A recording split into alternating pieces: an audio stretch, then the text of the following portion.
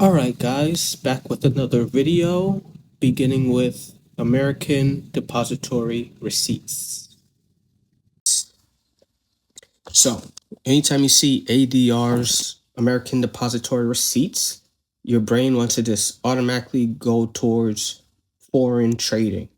It just helps with foreign trading. If you're somebody that's interested in investing into companies overseas, then ADRs is what you should look into. As you see, ADRs allows US investors to trade shares of foreign companies on domestic exchanges without dealing with foreign currency or cross-border regulations. So just think everything gets done here in the US. The process is all done here in the US, but it gives you an easy way to invest into companies overseas. So connect foreign with ADRs. It's all about foreign with ADRs. When you think ADRs, think foreign. So with ADRs, American Depository Receipts, a US bank buys shares of a foreign company and issues receipts representing those shares. So your ADR receipt represents the shares you have in that foreign company. You remember ADRs are run through US banks. So anytime you see ADRs, connect it with US banks. You get it with any banks in the US. The benefit of ADRs, like I said, is ease of use. They trade in US dollars on US exchanges, and dividends are paid in US dollars every year. Some risks when it comes to American Depository Receipts when you're trying to invest into companies overseas. Investors will still face currency risk if foreign currency weakens, and the ADR value may drop for that reason. And it's also subject to political risk. Because just think overseas, different countries, there's different laws and how everything is run. So it's risk to political risk, and there is currency risk. Political and currency risk when it comes to ADRs. As far as voting rights, usually ADR holders do not have direct voting rights. The bank votes on their behalf. So once again, just think you get ADRs through the bank, you get it through US banks, and US banks will vote on a shareholder's behalf, on an ADR holder's behalf. So connects ADRs with banks, US banks, they trade in US dollars. You're just investing in foreign companies. It just makes investing into foreign companies easier, but the whole process of it is done here in the US. That's what makes it easier for you.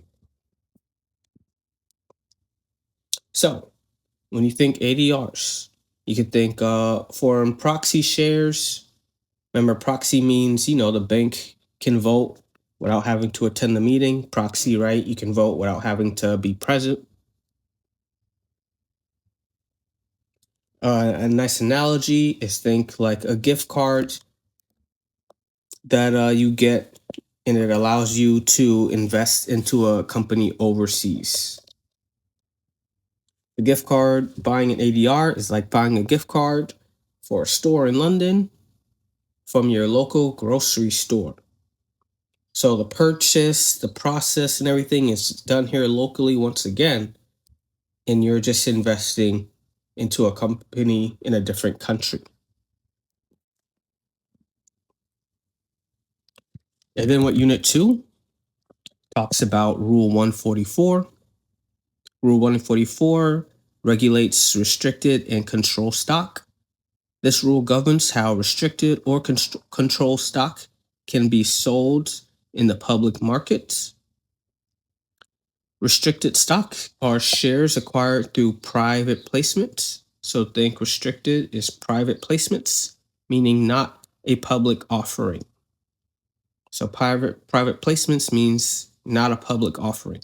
They must be held for a minimum of 6 months, which is important to know. Restricted stocks must be held for a minimum of 6 months before they can be sold. And then you have control stock, which are shares held by affiliates, officers, directors, or large shareholders.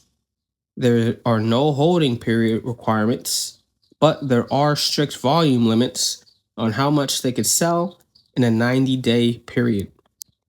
So just think control limits how much can be sold in a 90-day period, whereas restricted must be held for 6 months before they can even be sold.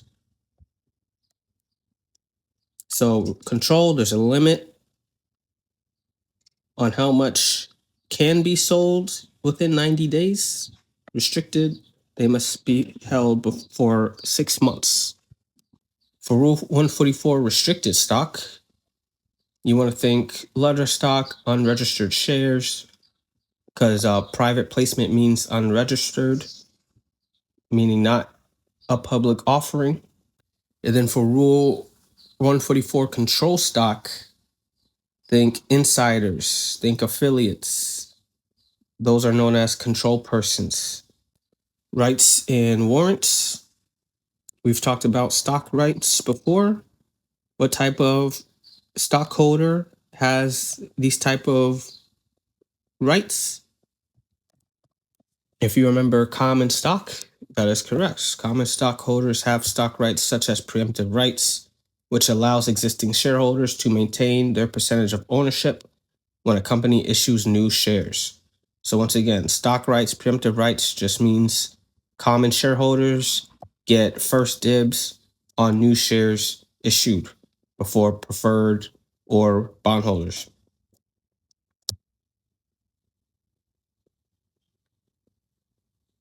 When it comes to stock rights, shareholders receive one right for every share owned. And you want to think rights are short term. Rights are not that long. Just think rights are good for about 30 to 45 days and trade separately on the secondary market. As far as pricing, the exercise price is typically lower than the current market price. So when somebody exercises their rights, you want to think they would exercise it when the price is lower than the current market price. An exercise could be like buy or sell.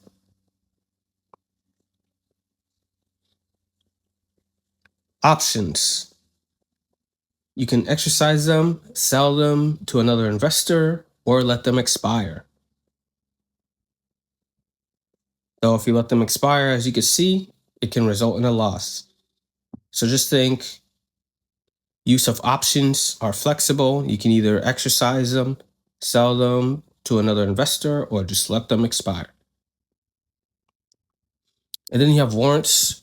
Rights and warrants are opposite of each other. So the way you think rights are short term, you can think warrants are long term instruments, often used as sweeteners to make bonds or preferred stock offerings more attractive. So just attach warrants to bonds and preferred stocks. As far as the pricing, the exercise price is usually higher. So remember, rights, the exercise price is lower than the current market price, whereas warrants, the exercise price is usually higher than the market price. Rights lower than market price, warrants higher than market price. And unlike rights, warrants can last for several years. So rights can only last for about 30 to 45 days, whereas warrants can last several years. So once again, just think warrants are a way to sweeten the deal when investing into bonds or preferred stocks.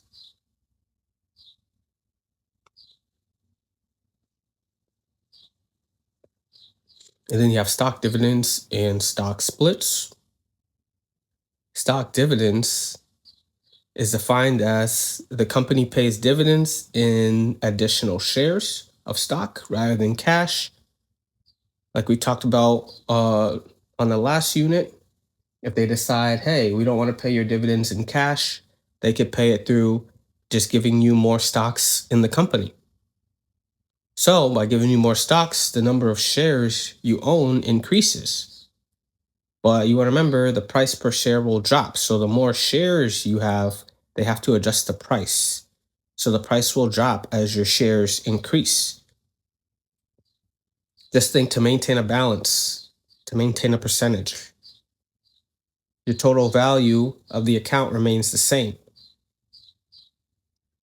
And for tax benefits of stock dividends, unlike cash dividends, stock dividends are generally not taxable until the shares are eventually sold.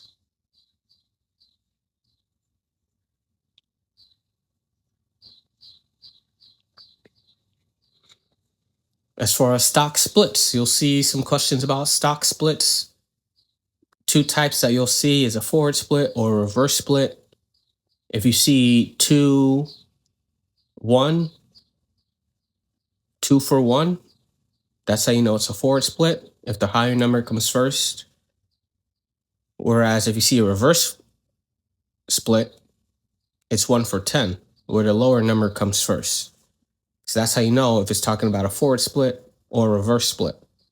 So a forward split increases the number of shares and decreases the price. Companies do this to make the stock price cheaper and more attractive to retail investors. So you get more shares per dollar, you can think. So on the left side, you could think that's additional shares. On the right side of it, you could think per dollar. Whereas a reverse split, it decreases your shares and increases the price. So less shares at a higher cost would be a reverse split. Less shares at a higher cost is a reverse split. Whereas more shares at a lower cost is a forward split. Less shares at a higher cost is a reverse split, which is often used to prevent a stock from being delisted if the price falls too low. So think, if the price is falling too low, they want to reverse that free fall and they want to raise the prices. So they'll reverse split. Less shares for a higher price. They want to raise the price with reverse splits. In any split, the total market value of your investments does not change at the moment of the split.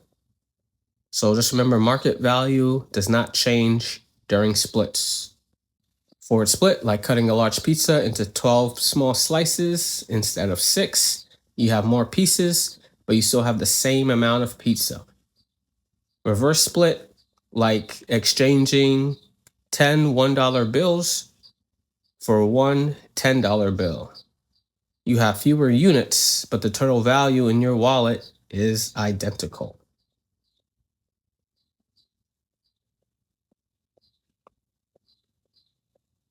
And then when it comes to corporate actions, major events, remember who oversees the business of a corporation?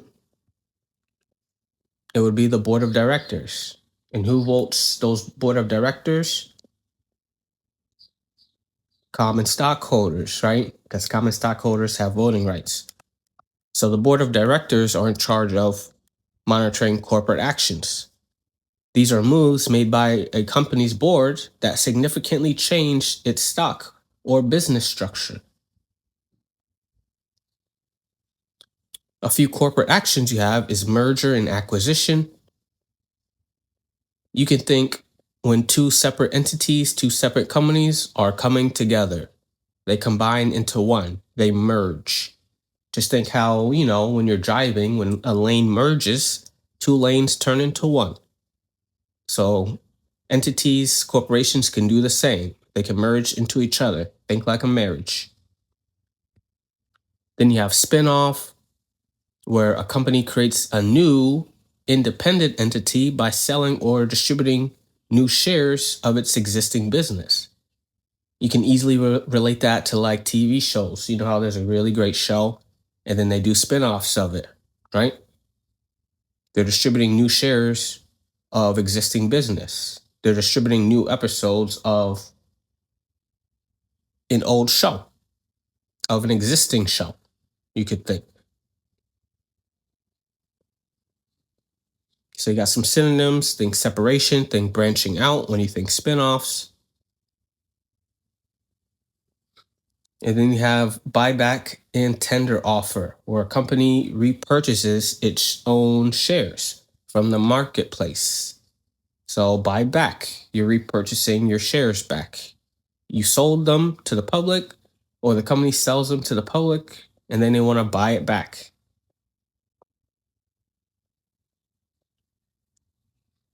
So think, redemption offer, a tender offer, regifting, where the company buys back the present shares it previously gave out to the public. So whatever offer they give you to buy back their shares, you could think is a tender offer.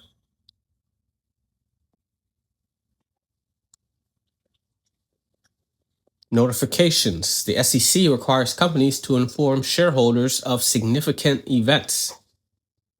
Notices usually include the purpose of the action, the date of record, and the impact on the stock price.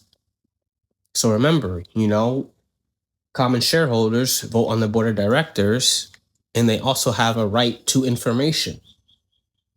If you forget what right to information common shareholders have, you can look back on the previous unit and look over rights to information. As far as tax impacts, mandatory actions like stock splits are often non-taxable as they don't change the total value. So remember, splits don't change the total value. Therefore, those actions are non-taxable because it's not affecting value. Voluntary actions often trigger taxable events. So mandatory actions, non-taxable. Voluntary actions are taxable, like payment of cash dividends. Mandatory actions, non-taxable. Voluntary actions, taxable. When it comes to the cost basis, certain actions require adjusting the cost basis of shares, which affects future capital gains taxes. So adjusting cost basis of shares will affect future capital gains taxes.